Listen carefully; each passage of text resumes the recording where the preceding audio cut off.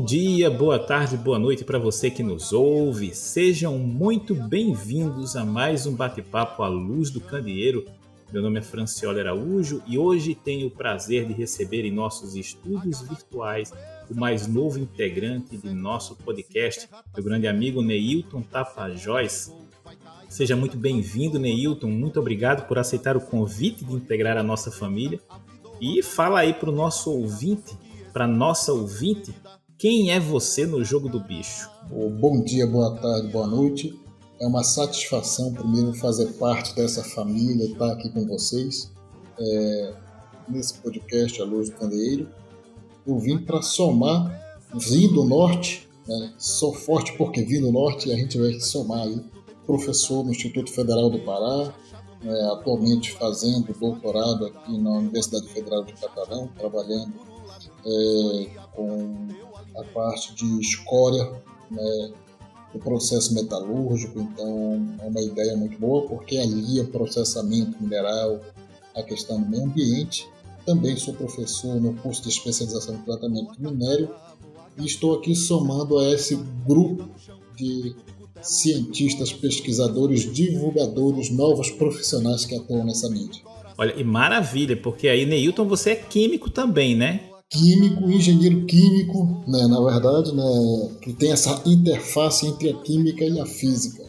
Olha, maravilha. E neste, que é o 135º episódio, olha só, relembramos o nosso segundo episódio, no qual falamos sobre ciência e tecnologia no nosso cotidiano, assim como o 5º episódio, que nós falamos sobre a importância da mineração.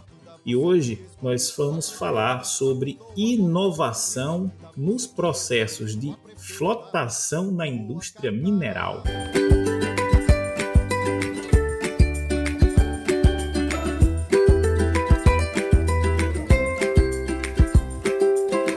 Bem, em 2022 foi publicado na revista Holos, uma excelente revista que é produzida pelo pessoal do IFRN.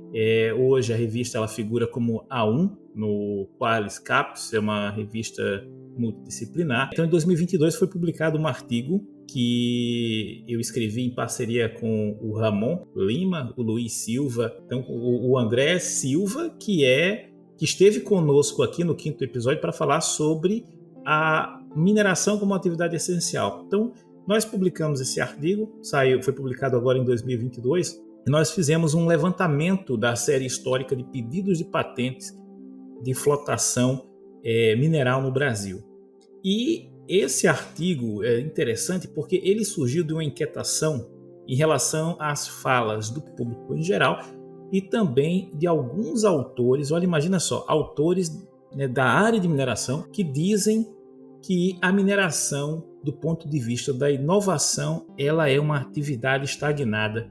Você acredita nisso? Francioli, quando eu vi o tema, primeiro eu me alegrei muito. Lendo o artigo produzido, pensar em estagnação na mineração ainda não dá para conceber. A gente está vivendo um período de grandes revoluções no processamento mineral, inclusive com retomadas de etapas de processamento, como a própria gravimetria, que está voltando em algumas empresas com novos equipamentos, novas tecnologias. Então, a mineração está mudando constantemente e se adaptando. Tem muita coisa para ser vista. Eu faço a seguinte observação. Quando nós visitamos, e aí você, Neilton, que é também da mineração, quando nós visitamos algumas áreas, principalmente áreas de garimpo, nós observamos que as práticas que são utilizadas ainda são muito primitivas em algumas delas, né? Você tem pouca automatização, pouca automação, você tem equipamentos aí que são utilizados e que são muito similares a equipamentos que são descritos, as práticas que são descritas nas xilogravuras do livro De Re Metallica, que foi o primeiro tratado sobre mineração e que foi publicado em latim em 1556 pelo Georgius Agricola. E só teve a sua primeira tradução para o idioma inglês em 1912. Então, quando nós vemos essas imagens da mineração, nas reportagens, em muitas áreas de garimpo, quando as pessoas que conhecem essa literatura, né, foram apresentadas ao De Re Metallica, é até compreensível que você imagine que a área da mineração, do ponto de vista tecnológico, é estagnada. Mas isso não é verdade. E essa inquietação que nos fez escrever esse artigo, ele mostra isso. Eu chamo uma atenção para um aspecto bem interessante que você abordou, que é o fato de que no garimpo as práticas ainda se conduzem realmente como eram lá na época dos primórdios do desenvolvimento desse grande segmento que é a mineração. O problema é que a gente precisa dissociar a visão do garimpo, que continua existindo e que serve de empregabilidade quando ele é legalizado, da grande mineração formal, com tecnologia, com equipamentos, com desenvolvimento e com preocupações ambientais. A parte tecnológica está muito ligada a essa vertente que hoje nós temos de globalização das preocupações que a empresa deve reportar com a sociedade e com o meio ambiente. Exatamente. E, assim, vamos pontuar algumas coisas aqui, Neilton, a respeito disso, né? Porque quando a gente fala em garimpos, nós pensamos normalmente nessas atividades ilegais, né? E nem todo processo garimpeiro ele é ilegal. Nós temos inúmeros empreendimentos que eles são registrados na agência de controle, feito todo um processo para que essas pessoas elas possam aproveitar esse bem mineral, mas a atividade ainda é vista com muito preconceito. Mas isso aí também pode ser tema para um outro episódio onde a gente foque exclusivamente nisso, né? Quando a gente fala em mineração, eu estou falando normalmente de uma atividade na qual eu preciso fazer grandes movimentações de terra para remover um mineral de interesse que está ali numa rocha, né? Está associado ali com uma rocha. É o exemplo que nós temos aqui no Brasil do ouro em muito maior volume, o ferro, o cobre, o alumínio, e tantos outros elementos que são utilizados que necessitam de grandes movimentações de terra. Mas eu não posso simplesmente pegar aquele material ali e não processá-lo, porque eu tenho dentro daquela massa toda de terra, e aí eu vou falar eu vou falar de uma forma mais simples para que o nosso ouvinte que não é da área ele possa entender. Dentro dessa grande massa de terra eu vou ter ali inúmeros minerais, alguns deles são os minerais que me interessam, e eu preciso separar esses minerais dessa grande massa de terra, né, do minério. Então a gente tem ali o minério, que seria essa grande massa de terra, e eu tenho os minerais que alguns deles são de interesse, que é o que eu realmente quero. Então a gente precisa, se não separar completamente, que é muito difícil, mas a gente precisa concentrar, aumentar a concentração dele para que ele chegue num determinado nível que possa ser comercializado. Que aí a gente tem teores mínimos do mineral de interesse para que ele possa ser utilizado. E nós temos inúmeras propriedades que são consideradas como propriedades diferenciatórias, que vai permitir que nós façamos a separação desses minerais, né? Então, cita aí, Neilton, lembra aí algumas dessas propriedades diferenciatórias. Vamos começar pela mais simples e usando essa mesma abordagem que a gente está fazendo para nosso ouvinte, associar essas propriedades às coisas corriqueiras do nosso dia a dia. A cor é uma das propriedades que pode ser usada para separar espécies minerais. E no dia a dia a gente também pode usar essa mesma característica, essa mesma propriedade na separação de outras coisas que estão no nosso dia a dia, como o famoso separar o milho do feijão, né? Lógico, a gente pensa logo nos grãos que é diferente, mas também as cores são diferentes. E aí a gente tem a densidade, nós temos o magnetismo. Quando a gente é criança, todo mundo acaba brincando com ímã e sabe o que é magnético e o que é não magnético.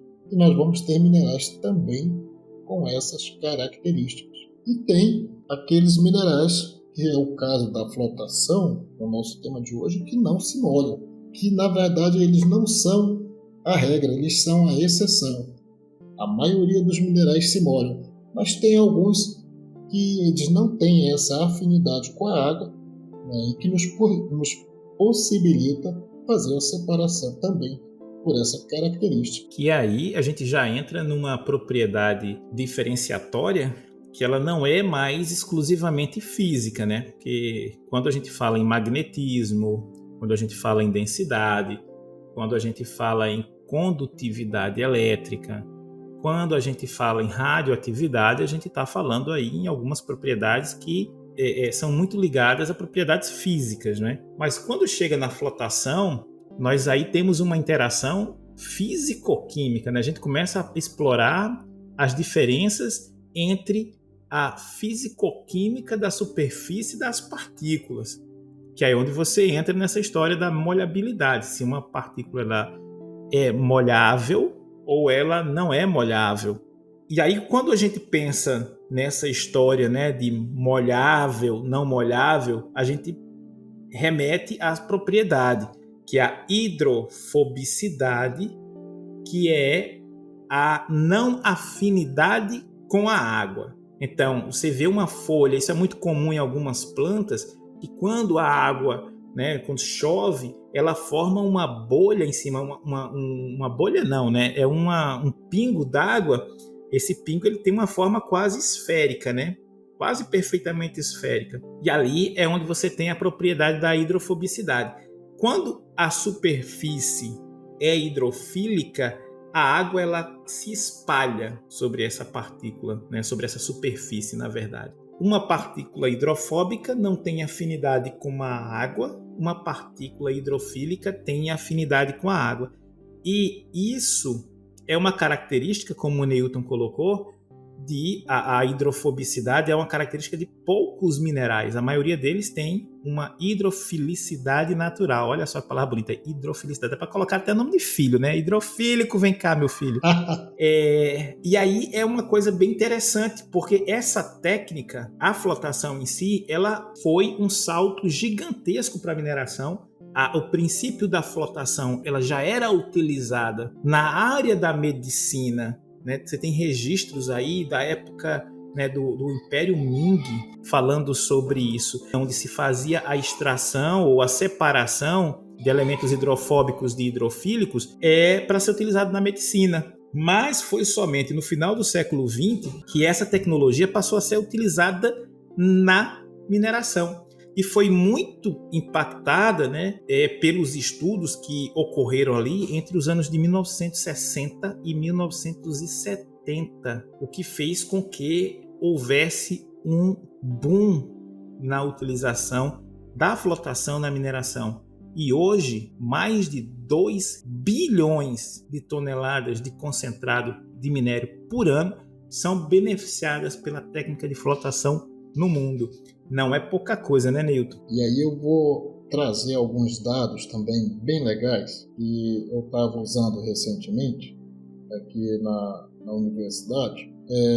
Entre o final do século, início do século XX, entre 1860 e 1920, a gente tem uma flotação desenvolvida industrialmente, mas não para mineração, e que ela vai usar um outro tipo de material que não é o que nós trabalhamos hoje, que é a separação em que se faziam através de misturas de água e as soluções graxas, né, comumente conhecidas como óleo, até porque água e óleo não se misturam. E se utilizou no princípio dos processos e até mesmo no início da separação mineral essas técnicas onde os reagentes que eram utilizados nas primeiras flotações, nas primeiras pesquisas, nas primeiras aplicações, também eram nesse sentido, de pegar reagentes de outras indústrias para compor o estudo de flotação mineral. Eu achei fenomenal porque, fazendo essa revisão para o conteúdo que foi apresentado aos alunos aqui em Catalão, há autores que vão tratar a flotação como se ela estivesse vivendo também alguns estágios. Entre os anos de 1860 e 1920, a gente tem uma flotação que ela é realizada com o que há disponível. Então, eu começo a fazer flotação e pensar no processo com o que eu tenho. E aí eu vou fazendo como se a gente tivesse uma revolução industrial. E aí indústria, a primeira revolução industrial, indústria 2.0, 3.0, 4.0, a mesma coisa a gente vai ter na flotação. Apesar de que esses momentos eles vão se confundir. Um período onde a gente começa a desenvolver reagentes, um período onde a gente começa a desenvolver compostos especificamente para a flotação, um período bem mais recente nessa técnica, onde a gente vai estudar como melhorar, né, o uso desses reagentes na prática industrial. E agora, uma situação muito nova, que chamou muita atenção, a química verde, a preocupação de produzir reagentes, de fazer flotação e não impactar. Então, são momentos que a gente vai observando de construção. Isso é bem interessante porque já nos dá essa dica de que a mineração não é de forma nenhuma estagnada e que, para o caso específico de nosso episódio hoje, que falamos sobre a flotação, esse é um processo que teve estágios de evolução tecnológicas, seja do ponto de vista de desenvolvimento de equipamentos para a mineração, para que ela pudesse ser utilizada na mineração, seja de reagentes. E aí nós temos alguns autores que colocam como marcos a criação de dois equipamentos que são muito utilizados hoje, que são as células de flotação e a coluna de flotação, que são equipamentos com características ligeiramente diferentes, aplicadas a materiais com características um pouco diferentes, mas que são amplamente utilizadas, muitas vezes em conjunto, não é? Em vários processos da mineração. E aí outros autores já dizem, olha, na verdade os grandes marcos, ou o grande marco, foi a partir do momento em que você teve a pesquisa de reagentes. Porque inicialmente, como você bem falou, se utilizavam alguns reagentes, esses óleos, né, para fazer a flotação, e realmente é uma flotação no sentido de flutuação, né? Você fazia a separação desses materiais, fazendo com que eles flutuassem ali, eles estivessem ali numa polpa, que a gente chama, né, que é a mistura da água mais o mineral, você acaba promovendo uma separação dele, porque o óleo, como ele não está sobre uma grande agitação, você não tem a formação de uma emulsão, então ele realmente não mistura, então você acaba fazendo com que esse material ele fique ali agregado a esse óleo, flutue e você consiga removê-lo. Mas nesses primórdios, né, você tem aí uma situação de, olha, no início eu tinha reagentes que eram bons para um determinado tipo de minério, para um determinado tipo de mineral, mas muitos outros minerais tiveram a sua viabilidade, né, de exploração marcadas pela utilização de novos reagentes. Então eu passei a desenvolver novos reagentes, eu passei a estudar novos reagentes para que ele pudesse se aplicar ou ser aplicado a outros minerais. Então hoje, quando a gente pensa em processamento de ferro, processamento de ouro, né, em algumas situações, o processamento de cobre, você tem, que são minerais, né, muito emblemáticos para a mineração, você tem a flotação como um grande aliado, tendo viabilizado aí inúmeros projetos no mundo afora. E eu vou nessa toada destes autores que acreditam que o grande marco foi o desenvolvimento de reagentes, porque possibilitou que você estudasse novos reagentes e passasse então a viabilizar toda essa produção mineral, e que levou hoje, né, sem dúvida nenhuma, pelas palavras do grande autor Fostenau, que é um dos grandes autores, né, do processamento mineral, que ele disse que sem dúvida nenhuma a flotação é uma tecnologia única, sem comparação com qualquer outro processo metalúrgico desenvolvido no século XX e que foi capaz de produzir efeitos profundos no setor mineral.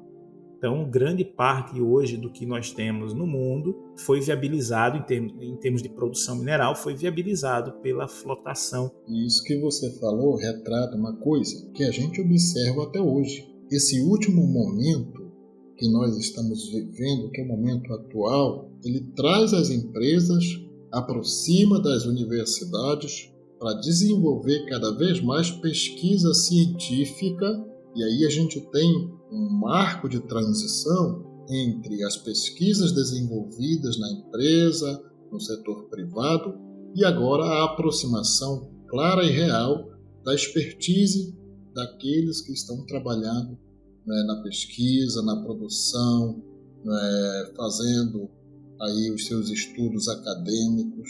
Cada vez mais as empresas vêm se aproximando dos centros universitários e isso está gerando estudos bem interessantes, como a produção de novos reagentes a partir de óleos regionais, como já aconteceu no norte e também aqui na região do Cerrado. É uma construção dinâmica que alia sempre essa preocupação e aproxima agora a empresa e a universidade. Muito bacana. E aí, vamos lá, vamos voltar um pouquinho aqui para o artigo, porque assim, se eu estou falando, né, se a ideia era trabalhar com essa questão de inovação tecnológica, eu preciso consultar um órgão que seja especializado nisso. E no Brasil nós temos o INPI, né, que é o Instituto Nacional de Produção Industrial. Esse instituto ele foi criado em 1970 como uma autarquia federal e vinculado ao Ministério da Economia através do Decreto 9.660 de 1º de janeiro de 2019. Os serviços oferecidos pelo INPI incluem o registro de marcas, desenhos industriais, indicações geográficas, programas de computador e topografia de circuitos integrados, concessões de patentes, que é basicamente o que os autores, né, analisaram nesse artigo, e as averbações de contratos de franquia e das distintas modalidades de transferência de tecnologia. Então, foi feito um levantamento em cima do INPI, né, na base de dados do INPI, para verificar se realmente a área de flotação ela é, dentro da mineração, uma área que é estagnada, né? A gente já viu que não é bem assim, né? A gente tem vários marcos importantes, mas entre o que a gente observa para quem está dentro da mineração, né, e para a realidade, talvez exista aí a gente precisa confirmar essa nossa hipótese, né? Alguns autores dizem que é uma área estagnada, nós observamos que não, mas será que é? Vamos então fazer um trabalho de pesquisa. E esse trabalho de pesquisa foi submetido em 2019, então ele tem aí uma pesquisa que foi feita na base do INPI nesse período, né, em 2019. Foram buscados retornos, né, para a palavra flotação, né, sendo utilizada como uma chave de busca na base de patentes. E aí, interessante que essa pesquisa, ela retornou, isso aqui falando, INPI, nós estamos falando de patentes registradas no Brasil, né, elas podem ter sido registradas por empresas ou por instituições de fora, né? O cara fez uma pesquisa lá na China e ele patenteou o processo, ele patenteia muito provavelmente lá na China, mas ele patenteia também aqui no Brasil, em outros lugares, né? Para que essa patente ela realmente esteja protegida, né? E que ele não perca os direitos em um determinado local. A pesquisa retornou 365 ocorrências em uma série histórica iniciada em 1990. Destes, 52% dos resultados estavam relacionados a processos de tratamento de água, a efluentes domésticos e industriais não aplicados à mineração e foram, portanto, excluídos da pesquisa que estava sendo feita. Os resultados selecionados corresponderam aí a 48%, elas foram divididas em pedidos de patente depositados, 130, e patentes concedidas, 45. É um número, né, expressivo ainda, né? Então, 130 patentes foram depositadas, 45 haviam sido concedidas nesse período histórico aí de 1990 a 2019. 130 patentes depositadas para você, Neilton, indica, né, estagnação de uma área? Essa é uma boa pergunta. Vamos analisar com calma. Se nós pensarmos bem, o tempo que uma pesquisa leva para ser desenvolvida e gerar dados confiáveis e de maneira que o pesquisador possa identificar que o fruto da sua pesquisa traz uma inovação, produzir em 29 anos 130 patentes, pedidos de patentes, é um número bastante expressivo. Então a gente tem uma quantidade de patentes sendo solicitada muito grande. Se nós pensarmos que um doutorando leva 4 anos fazendo pesquisa e só vai ter os seus resultados consolidados ao final desses 4 anos, ele só vai poder entrar com um pedido de patente a partir do 5º, 6º ano, onde ele realmente, às vezes de imediato, já lá no final ele já consegue, mas às vezes ele vai precisar de um tempinho para poder fazer esse pedido junto ao INPI. E se nós pensarmos quantas pessoas estão envolvidas com a pesquisa no segmento da flotação, é um número muito significativo. Não dá para a gente deixar de lado. E mais, quando a gente olha o outro dado, 130 patentes depositadas e 45 concedidas, a gente vai pensar assim, é pouco, parece também pouco, mas vamos olhar uma variável fora dessa pesquisa, mas que foi considerada com certeza. Nós somos um país jovem e que já nasceu com uma característica e tradição mineradora, perto de outros países que já têm aí consolidada a sua produção, a sua população. Nós estamos no Brasil, nós temos perto de outros países que já têm consolidado a sua população e que está bem desenvolvido. O Brasil é como se fosse uma criança e produzir conhecimento leva tempo e a gente diminuiu esse espaço de tempo.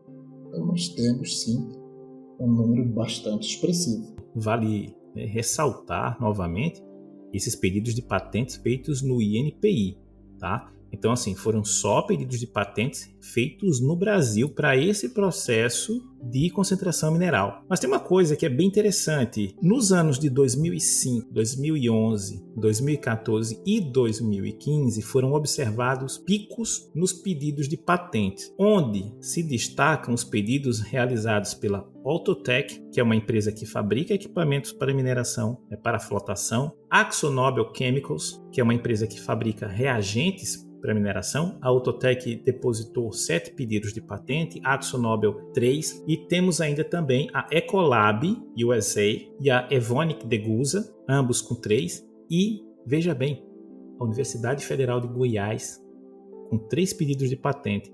E olha bem, esses pedidos de patente que foram feitos pela UFG, eles foram feitos pelo Laboratório de Modelamento e Pesquisa em Processamento Mineral, o LAMPMIN, o mesmo laboratório que nós desenvolvemos as nossas pesquisas de doutorado.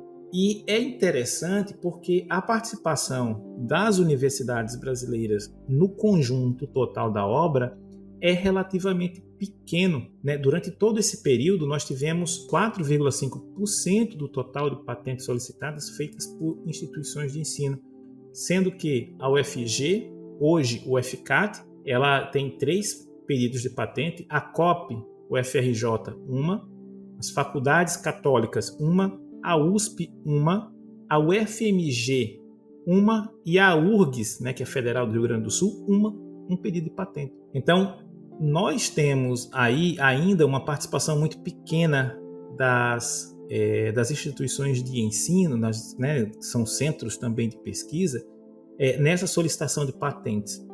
As empresas elas lideram essas solicitações, em alguns casos que não estão colocados aqui, porque nós temos essas instituições, essas empresas, né, que depositaram esses pedidos de patente no Brasil. Nós não sabemos se houve a colaboração de institutos de pesquisa, de universidades nessas pesquisas, né? Não fica claro, a gente não tem essa informação na base de dados. É possível, ou pode ser também que essas empresas elas tenham um departamento de pesquisa, né, e desenvolvem a partir disso as suas pesquisas e fazem o seu pedido de patente. Mas fica muito claro, né, Newton, que não é de forma nenhuma. Nós temos ali uma situação de inovação acontecendo nesses processos. Então, acredito que é fácil você concluir, né, a partir do que a gente apresentou, né, do que os autores apresentaram, que você tem aí muitas tecnologias novas, né, sendo desenvolvidas para melhorar esses processos, né, já existentes, formular novos reagentes ou aprimorar equipamentos para flotação mineral, né, o que contraria a impressão geral de que o setor é estagnado do ponto de vista da inovação e que existe um ciclo de investimento em pesquisa que pode ser impulsionado pelos desafios do setor, né? Ou seja, nós temos desafios na indústria, a academia, a universidade, os centros de pesquisa poderiam auxiliar no desenvolvimento dessas soluções e aí fomentar ainda mais a criação dessas patentes, né? O depósito dessas patentes de processo, de reagentes, de inovações para a indústria, né?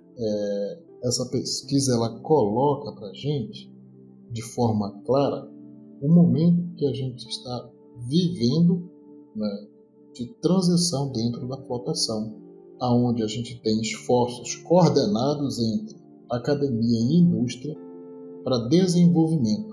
Se a gente pensa que a universidade e os centros, faculdades e centros de tecnologia têm um número pequeno de produção, na verdade a gente vai notar, através do levantamento realizado pelos autores, que há momentos em que dentro do Brasil, e aí a gente só pode falar agora do Brasil, como você bem colocou, provavelmente essas empresas não tinham aproximação com os centros acadêmicos de formação, os centros de pesquisa. As universidades foram na década de 90, na década de 80, 90, 2000, fornecedores de mão de obra qualificada e não olhadas como centros de referência em pesquisa.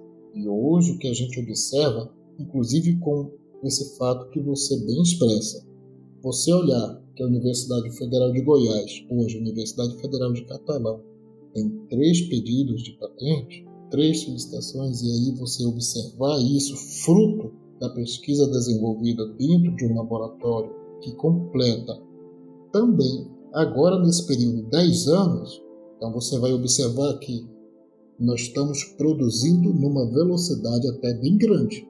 Olha lá, Franciane, 10 anos de um laboratório em que o pesquisador leva 4 anos fazendo e você tem 3 pedidos de patente. Então nós estamos com uma produção, na verdade, nesse caso, até um pouquinho acelerada. Só que essa realidade ela é construída através dessa aproximação.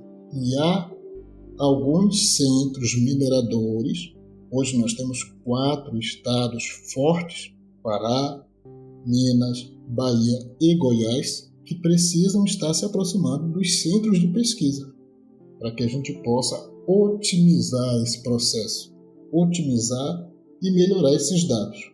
Mas nós temos aí essa visão, né, que são apresentadas. É isso aí, Neilton. Existe uma outra situação que nós vamos trazer no próximo episódio, porque quando a gente fala em pedidos de patente no Brasil, nós também falamos sobre um longo tempo de espera. Nós temos aí alguns processos, o tempo médio no Brasil para concessão de uma patente é bem elevado. Em alguns casos, supera os 10 anos. Eu não quis entrar nesse mérito, nem quis olhar para isso, porque eu achei importante a conclusão que os autores também trouxeram, e o Francioli. Mas se você olha para isso, a gente acaba penalizando também. É um processo de construção. Eu tento olhar de uma forma positiva. É um processo de construção, onde a gente precisa melhorar as instituições responsáveis pelo sistema de patente e, acima de tudo, a gente precisa impulsionar os pesquisadores para que eles possam continuar desenvolvendo ciência e tecnologia. E contribuindo cada vez mais por uma mineração mais sustentável, né? Ou com processos mais sustentáveis que possam auxiliar na mudança de percepção das pessoas em relação às atividades e, inclusive e principalmente, ao desenvolvimento de rotas tecnológicas que sejam muito mais amigáveis, né, para o meio ambiente. Para que a gente possa fechar, né, trazer um dado que figura lá no final desse artigo, em que os autores colocam uma informação relevante. Quando a gente olha as empresas que produzem pesquisas, a gente pensa Vale, pensam as grandes mineradoras. E a Vale depositou 4 patentes, a fertilizante Fosfertil depositou 3 patentes, a Votorantim 3 patentes. Então a gente tem produção sendo desenvolvida e a gente precisa encontrar onde é que está o nosso gargalo para o desenvolvimento, onde é que está a nossa dificuldade. E esse momento de transição que nós estamos vivendo, ele traz novos desafios. Produzir reagentes continua sendo um dos carros-chefes nos estudos da flotação, mas nós teremos, e talvez até em um próximo episódio, a oportunidade de discutir uma nova fronteira da flotação, que é a flotação de ultrafinos. Então aí deixar que a flotação ela é um processo que passou e passa por transformações com desafios, e um novo desafio vem surgindo recentemente, que é flotar ultrafinos. Quando os autores fazem essa avaliação dos processos de patente, quem predomina na verdade são os pedidos de patente de processos. Então, 49% de todos os pedidos de patentes que foram depositados no INPI, 49% são patentes de processo, ou seja, eu tenho lá um determinado mineral e aí eu vou pensar o seguinte, vou fazer primeiro flotação de um determinado mineral, em seguida eu vou fazer a flotação de um outro mineral, então ele acaba patenteando o processo. E aí, em seguida, nós temos 27% das patentes solicitadas para equipamentos. Então você tem ali o processo em si, seguido pelos equipamentos. Então você já percebe que existem aí pedidos de patente relacionados à forma, à construção do equipamento. E em terceiro lugar vem os reagentes de flotação, o que mostra que nós temos ainda um campo muito aberto para estudos e para novos depósitos de patente relacionados a reagentes químicos, né, que permitam que, de repente, eu consiga fazer a flotação, o beneficiamento de um determinado mineral. E aí eu acho que e aí a gente vai entrar também, né, nessa seara, como é que o reagente vai funcionar em um outro episódio, né? Mas justamente para não deixar essa lacuna aí de conhecimento. Mas esse investimento em novos reagentes para a flotação, ela ainda é um campo muito amplo que a gente pode explorar. Os centros de pesquisa, as universidades, os institutos federais podem explorar devido à grande biodiversidade que nós temos de fontes vegetais disponíveis. Então é um campo muito interessante para novas pesquisas e futuros depósitos de patente aqui no nosso país. Concordo e espero que quem está nos ouvindo, você que gostou, você que está pensando ou está desenvolvendo, comece a alinhar essas ideias com as necessidades e as características daquilo que a gente tem de melhor, que é a regionalidade. Pensar em reagente, às vezes, é pensar a regionalidade. Como você falou, das características, a gente precisa olhar para o nosso regional. Quais são as características do Cerrado, o que de repente a Caatinga ou a Mata Atlântica pode me fornecer e o que a Amazônia pode me fornecer para pesquisa que eu posso usar para desenvolvimento, que lá na frente vai me gerar uma patente no processo de flotação. Maravilha, maravilha. Então temos um episódio. Muito obrigado, Neilton. Muito obrigado a todos vocês que nos ouviram até agora, foram suficientemente resilientes. Nós esperamos muito que esse episódio possa ser utilizado como referência para você que está estudando um pouco de flotação, que quer conhecer um pouquinho mais sobre a área. E é isso aí. Um grande abraço a você, Francioli. Foi uma grande satisfação dividir esse palco virtual, e a você também que nos ouve. Foi uma satisfação estar chegando para somar com essa equipe à luz do candeeiro e ter esse bate-papo gostoso com você que nos escuta agora de manhã, ou nesse momento à tarde, ou nessa noitinha, imaginando o candeeiro ali para ver a nossa conversa. Então é isso aí, pessoal. Grande abraço a todos, até o próximo episódio. Valeu, tchau, tchau. Tchau, tchau, um abraço a todos.